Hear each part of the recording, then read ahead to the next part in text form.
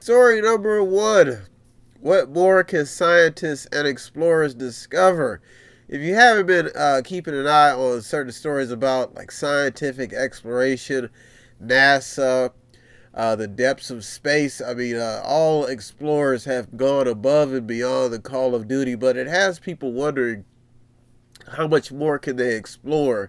They've got the new gene editor CRISPR that has been able to gene edit babies, and some people think they may be going a little bit too far. It just depends on how well this story develops. I mean, it's all over the place. There was a story that I seen about how they created a new hologram that you can see, hear, and feel.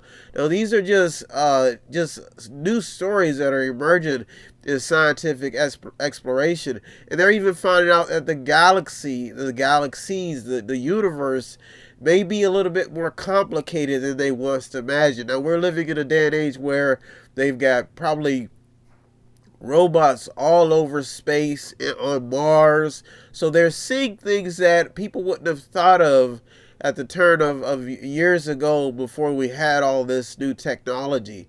There was even a story I found about a guy who worked for NASA who claims to be I think he was talking about alien fuel. I don't know how true this story is, but he's talking about how Area 51 has been, well, the FBI raided him because he has some alien fuel. I think it's like 115 something, but this guy has actually made a headline, and some people are saying he's a little off his rocker. I just know his office, I think he was dealing with nuclear energy, got raided, but they said they were looking for an employee who murdered his wife. But like I said, this story is just in the infancy stages. But there's just a lot of, even when it comes to, they're talking about dark matter and antimatter, how this could be the reason why the universe exists. There's all different types of stories about how scientists and explorers, even doctors, are going to the depths, and they're finding out the key elements that create things, but they're still leaving out there's like two sides of the story. That's why I always look at the pendulum swinging to the left or the right, because you've got conservative, God-fearing scientists, and then you have scientists who are just hardcore atheists. But the pendulum seems to be swinging to the right because many scientists still cannot find out if there is something controlling the universe, and many scientists believe this, which is God. That's why this story crept into the top 8. There was a story talking about how Earth was on the other side of the galaxy when dinosaurs reigned. Now, I thought this story was real interesting because it could shine some clues on why climate change or the earth goes in cycles on how it changes. Because if the earth was on the other side of the galaxy when dinosaurs were alive, how do we know that there was not more carbon and more of chemicals in the air that could have possibly made dinosaurs live? And this could be why dinosaurs became extinct. That's why story number one is not only interesting, but it gets us to learn about new things. It gets us to discover what we're actually made of and what the universe is made of, and how scientists, how their job is really all about still what it was when science began, the root of exploration, finding new ways to find the key elements that control everything around us. And they're getting closer and closer.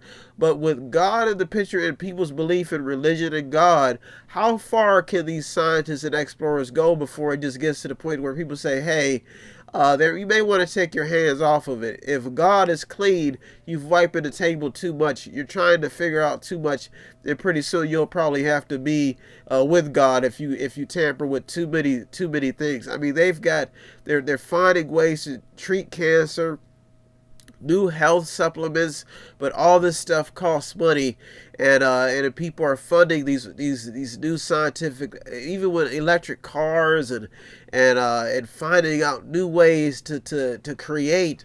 But they may be losing. They always say that the smarter you get, you could possibly be losing touch of common sense, and that may be what's happening. And that's why story number one made it in. Definitely tickles the imagination, gives us something to think about. It makes us wonder about our own home and how we can expand our own thinking. it's just that some people just constantly eating bread and water. A story like this could possibly give you a little bit of taste of education, as I would say, education and the simplicities that keep us all alive. And you may figure out who knows, you may be the next genius who did not who found a cure to the common cold.